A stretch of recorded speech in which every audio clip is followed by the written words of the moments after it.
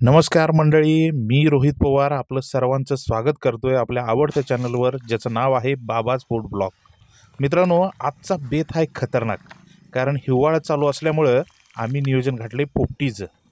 बऱ्याच ठिकाणी व्हिडिओ बघितलेत आम्ही पोपटीचे, आणि माझ्या मित्रांनी आणि मी ठरवले की आज काय पण होते पोपटी ही करायचीच. मग या पोपटीसाठी लागणारं साहित्य आम्ही झटपट गोळा केलं आणि पोचलो आम्ही आमच्या मित्राच्या नारळीच्या बागेत. तर मित्रांनो, बघू शकता साहित्य, हे सर्व साहित्य आम्ही घेतलंय. याच्यामध्ये महत्त्वाचं म्हणजे गावठी वरण्याच्या शेंगा महत्त्वाच्या आहेत आणि हा पाला. तर याच्यामध्ये वापरला जातोय भांबुर्डीचा पाला, पण तो न मिळाल्यामुळे आम्ही याच्यामध्ये पेरूचा पाला वापरलाय, जो ह्याच्या बरोबर काम त्याप्रमाणेच करतो. तर चला बनवूया आपण पोपटी. तर स्वच्छ असं चिकन आणलेलं आहे 1.5 किलो, आणि त्याला पाणी घालून आपण व्यवस्थित स्वच्छ करून घेणार आहोत.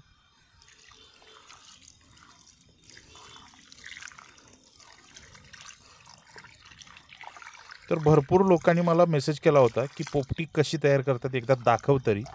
तर जे काय साहित्य उपलब्ध आहे त्याच्यामध्ये आपण हे पोपटी करणार आहोत.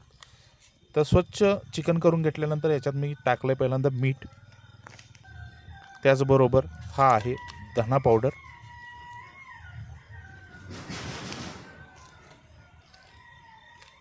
तसेच थोडी जिरा पावडर याच्यामध्ये घाललं.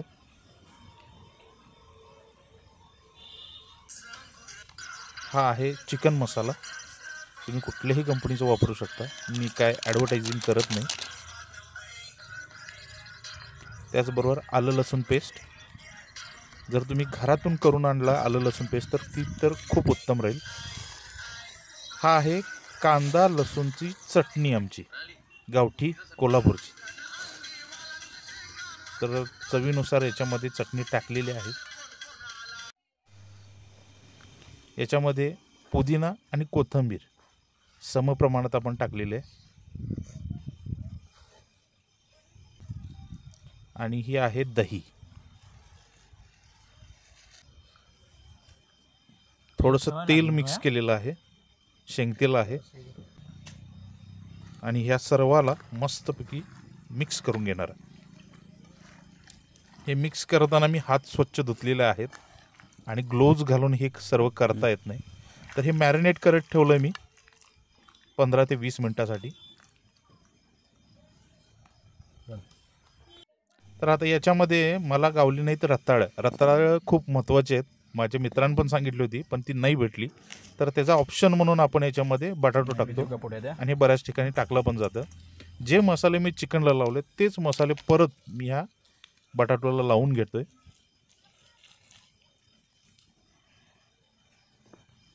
व्यवस्थित असं सगळं मिक्स करून घ्यायचं. दह्यात झाल्यापासून सेम चिकनला वापरलेली पद्धत आहे. नाही म्हणून ते सगळे ठेवले एकत्र. आता हे सर्व बनवायला आपल्याला लागणार आहे मडकं, पण मडक्याची किंमत आहे 400 ते 500 रुपये. तर मी तुम्हाला दाखवणार आहे तेलाच्या डब्यात कसं बनवलं जातं. तर हा तेलाचा डबा झाकणाच्या साईडने असं कापून घेतलाय, तळाला केळीची पानं घातले, आणि त्याच्यावर घालतोय मी पेरूचा पाला, पेरूचा कोवळा पाला व्यवस्थित स्वच्छ धुवून घेतलाय. त्याच्यावर घातले वरण्याचे आणि वाटाण्याच्या शेंगा. पहिला थर त्याचा राहील. ह्याच्याबरोबरच मी थोडंसं मीठ सुद्धा मिक्स करून त्याच्यामध्ये टाकलंय. त्याच्यावर हे पुदिना टाकून घेतोय. पुदिना टाकल्यानंतर केळीचं पान वरनं झाकून घ्यायचं.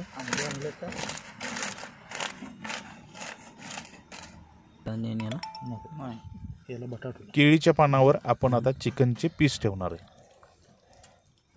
चिकनचे पीस एकावर एक न लागता कसं ठेवता येईल याचा प्रयत्न करा.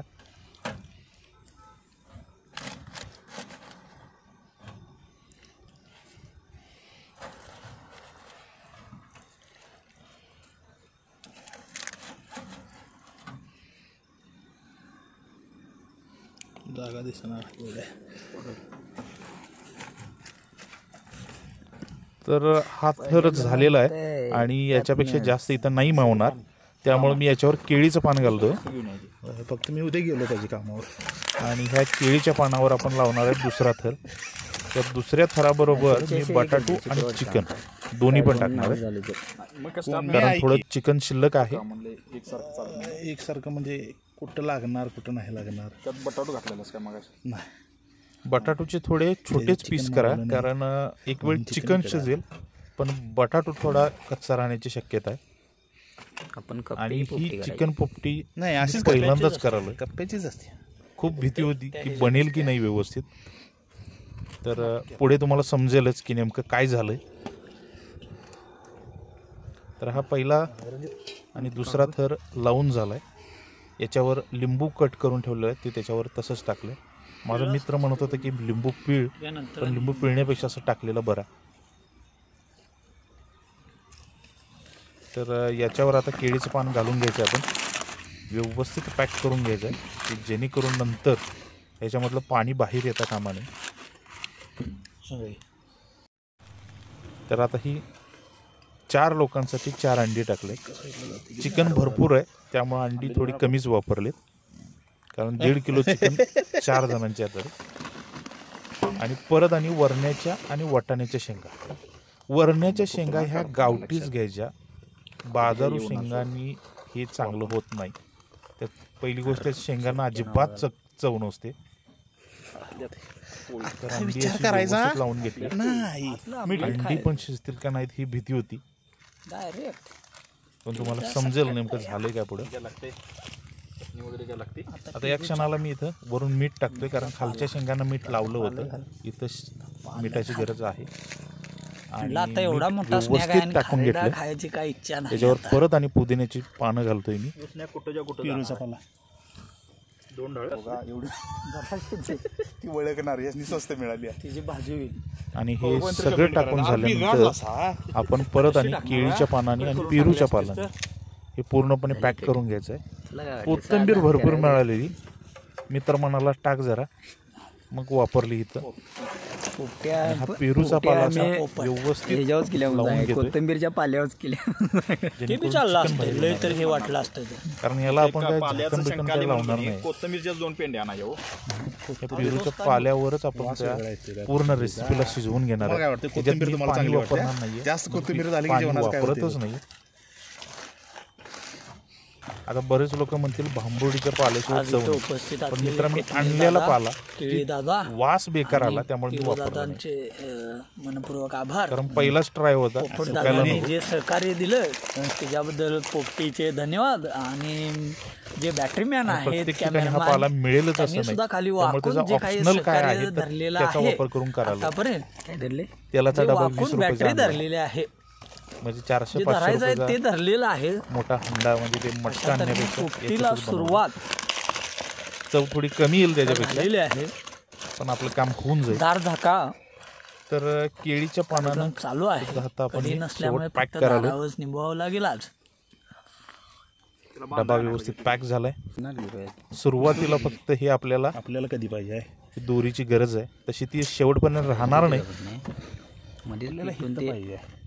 नाही मध्येच पेटून ते तर झाकण लावलंय, डबा पॅक झालाय. हे आता आपण केळीचं पान ठेवलंय ही आहे का चटई आहे जवळ म्हणून म्हणाला जाळायला. आणि आपण करतोय आता पोपटीची सुरुवात. असा तर डबा हा उलटा ठेवलाय. पोपट दादा झोपलेले आहेत. असं लांब नाही. का ठेवलाय मला माहित नाही, प्रत्येक वेळेत उलटाच ठेवतात. आणि कडून व्यवस्थित असं शेणी आणि गवत लावलंय, जेणेकरून जाळ व्यवस्थित होईल, पेट लागेल व्यवस्थित. आमच्याकडे हे सर्व उपलब्ध आहे, त्यामुळे आपण करू शकतो. नाळीच्या ढांपी टाकल्या, जराशे लाकडं लागतात. आणि आणि अशा तऱ्हेने आपलं आम्ही करतोय पोपटीचं सुरुवात. नियोजन झालेलं आहे. आणि हा आमच्या मित्राचा डान्स. कुठलं सगळी मंडळी खुश होती त्यात, कारण नवीन एक पदार्थ आम्ही बनवतोय. कागद घेऊ काय? आणि होळी पेटवतात तसा मान मला मिळालेला आहे. आणि ही पोपटी आपण पेटवली.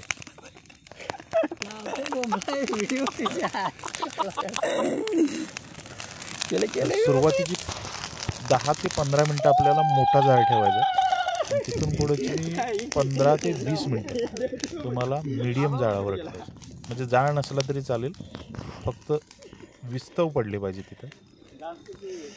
आणि कमी विस्तव असतील तर पुढं अजून 30-40 मिनटंसुद्धा ठेवू शकता. तर तुम्ही बघू शकताय 15 मिनटं झालेत, जाळ कमी झालाय. आता फक्त आम्ही ते विस्तवानं त्याला गरम करून घेतलंय आणि ह्या साईडला पोपटी काढायला जागा बनवली.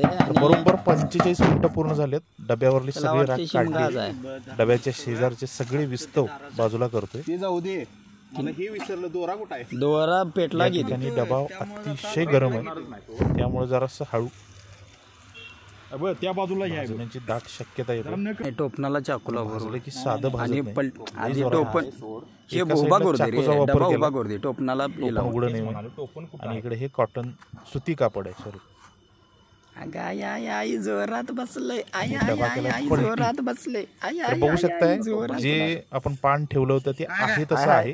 कडेचा भाग जाळालेला आहे, दोरी गायब झाली आणि डब्यावर थोडीशी राख आहे, तर ती असणारच एवढा जाळ केलाय म्हटल्यानंतर. तर झाकण उघडण्याआधी ही सर्व आपल्याला स्वच्छ करून घ्यायचंय. राख जाऊ शकते, नाही कापड मार, कापड मार. त्यामुळे चवीमध्ये थोडासा भंग येऊ शकतो. काय हरकत नाही, गावाकडे रेसिपी बनवते त्यामुळे थोडी माती खायला पाहिजे आणि ती जाणारच, त्यात काय वाद नाही. तर बघा याच्यावर पलटी करतोय आणि हे आले चिकनचे पीस. बघूनच खतरनाक वाटायला लागले तिकडे जाते आणि पाल्याच्या ह्याच्यावर प्रॉपर शिजलेला आहे. विषय खतरनाक झालेला आहे. पाणी न वापरता तुम्ही बघू शकताय चिकन सुद्धा प्रॉपर भाजले, ना जास्त करपले ना कच्चं राहिले. शेंगा सुद्धा उकडलेले आहेत आणि अशा तऱ्हेने पोपटी आणि तयार. अंडी काय तुम्ही बघूच शकताय. आणि अशा तऱ्हेनं आणि पोपटी हे आपली तयार आमचं झालेली मंडळ आहे. सक्सेसफुल. तर बघा किती खतरनाक झाले. आणि आम्ही द्यायला ताव, तर सगळं प्रॉपर शिजले. पुढचं तुम्ही ऐकाच. आणि अशा तऱ्हेनं पोपटी सक्सेसफुल झालेली आहे. पाणी न वापरता आणि मसाला कमी घालून जर कुठली रेसिपी जर खतरनाक होत असली तर ती पोपटी आहे. तर तुम्ही नक्की एकदा ट्राय करून बघा, तुमचं तुम्ही. आणि आम्हाला पण बोलवा, टेस्टसाठी आम्हाला बोलवलं चालेल. हां, आमचा पत्ता आहे आई वावा. वरण्याची शेंगा आणि वाटाण्याची शेंगा प्रॉपर शिजलेले आहेत.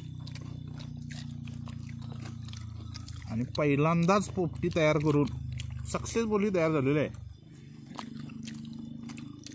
आणि आपल्याला लवकरच व्हिडिओ बघायला मिळेल. चॅनल. जय हिंद, जय महाराज. जय महाराज. तुम्ही पण परत येतोय, तयार करा पुढच्या आणि पोपटी खाऊन बघा. अतिशय चांगली डिश झालेली आहे. माझ्याकडे काय मागू नका. जय हिंद. पण आमचं काही तेवढं भागतंय वय. तर थोडासा भात आणला होता, भाकरी आणली होती आणि चिकन फ्रायचं रेसिपी चालू आहे. त्याच्यातला रस्सा वगैरे आम्ही काही काढणार नाही आणि तो पण अतिशय खतरनाक झाला होता. तुम्ही बघू शकताय याच्यामध्ये ना आम्ही कधी कलर वापरतोय, ना अजिनोमोटो, ना कुठली टेस्टिंग पावडर, ना कुठला सोडा. तर आजचा बेत झाला होता खतरनाक. जवळपास 4 ते 5 किलोची पोपटी आणि 1 किलोचं चिकन फ्राय. एकदम जोरदार बेत. हा व्हिडिओ आवडला तर नक्की लाईक करा, शेअर करा, कमेंट करा, सबस्क्राईब करा. धन्यवाद.